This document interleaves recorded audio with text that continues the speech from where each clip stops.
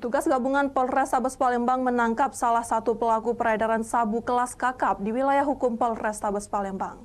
Dari tangan pelaku, petugas mengamankan 9 kg sabu.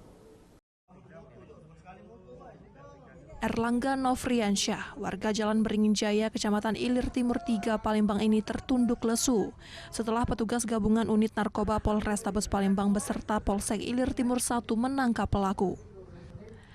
Erlangga ditangkap lantaran pelaku kedapatan menyimpan sabu seberat 9 kg yang tersimpan dengan cara terpisah.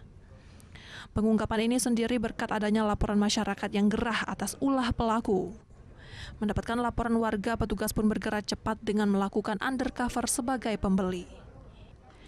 Dari pelaku, petugas mendapatkan 1 kg sabu di sebuah warung bakso di kawasan Ilir Timur 3, Palembang. Setelah dilakukan pengembangan, petugas akhirnya kembali mengamankan sabu dari lokasi yang berbeda di kawasan Sukarame, Palembang.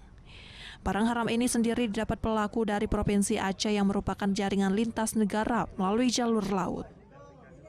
Hasil pengungkapan yang dilakukan oleh Polsek Ilir Timur 1 bersama dengan Satuan Reserse Narkoba Polrestabes Palembang yang notabene telah dilakukan tindakan pengungkapan dan penyitaan dengan total barang bukti 9 kg sabu.